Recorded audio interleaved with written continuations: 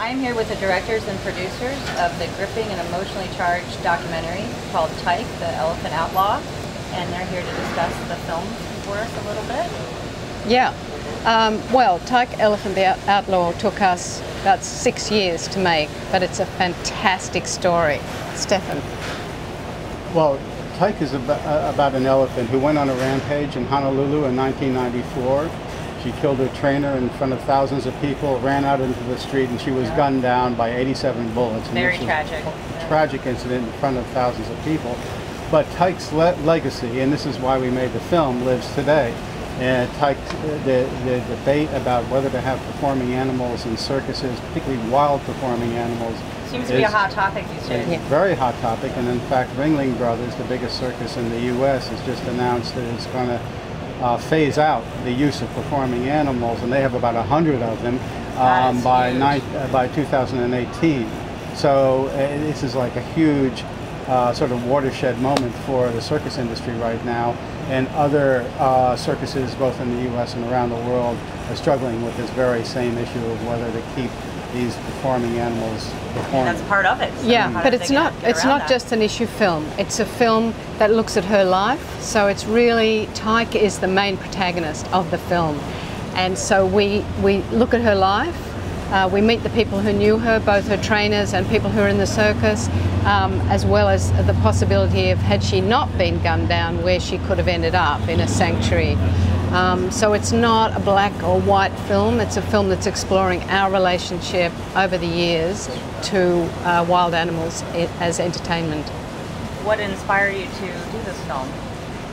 Well, we began actually looking into a completely different subject, or not really a completely different subject, a related subject, which was animal law. And we were interested in making a film about some of the lawyers who were looking at fundamentally redefining the legal status of animals, from, for instance, giving certain animals a legal category of personhood, not just being considered things like a table or a chair, which is a fundamental shift in the way of thinking about what our relationship with animals is. Anyway, in the course of researching that, we came across the Tyke story, and we really felt that Tyke's story was a story, which was a very strong narrative, and embodied so much of what we were looking at in our research into animal law. But it sort of documents the last 20-odd years of how people's consciousness has changed in regard to our relationship to animals, and the social media, and like using archive from the time and the social media that Megan's been really more involved with organisations. The film's just taking off. Would you say there's a lot more awareness now? Well, the thing about the film and this subject, and the reason that we were able to put this story together, was that in fact the event itself was fully documented at the time by local radio and television stations in Hawaii, as well as people who were in the audience. Pull that information into the film. But we had a long search that was necessary to actually locate and get clearance on all that footage. So in the end, we've been able to piece together the story bit by bit, put it together almost forensically, like a kind of murder mystery, and show what actually happened, because we were able to gather all those different pieces of footage.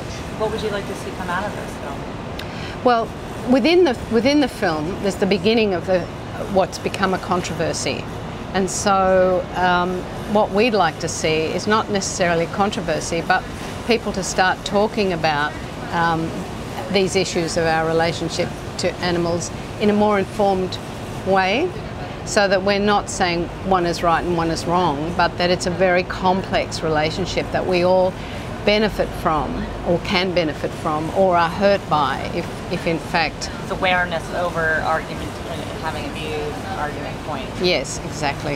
Yeah. I mean, as our knowledge about animals changes, and even the scientific knowledge about the consciousness of animals, and there's a huge amount of rethinking of the whole thing. And as far as this film is concerned, there's already controversy in the Twitter sphere and on Facebook, and people, we're getting on our own Facebook and Twitter pages all kinds of responses, both very positive and very negative, and people who are... How are you handling the negative? Well, we're not handling, we're just letting it happen. Yeah, okay. yeah, That's probably And so it should be very interesting at the screenings where I know that there are people who are on the animal rights side of the equation coming to these screenings, and I know that from what's going on Facebook, that there's probably people, a number of people from the circus industry, because one of the reasons we chose Sarasota to have our premiere is we're at the epicenter of the U.S. circus industry down here. And this is the world premiere. So it should be a very interesting screening, couple of screenings and question and answer periods afterwards. We all always relate it back to Tyke though. We go, well, you know, this is really a tribute to her and it's her legacy in a way.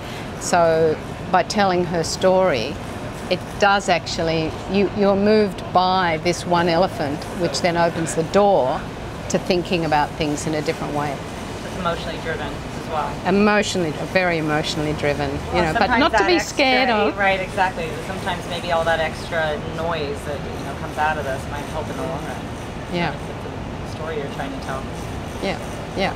Well, thank you for being here, and we greatly appreciate it. And I'm definitely looking forward to seeing it. Can you tell us when that's going to be next? Yeah, it's on this Saturday, which is the 18th at 12:15 at the Opera House, and Sarasota Opera House, and then Sunday at 7:45 at the cinema.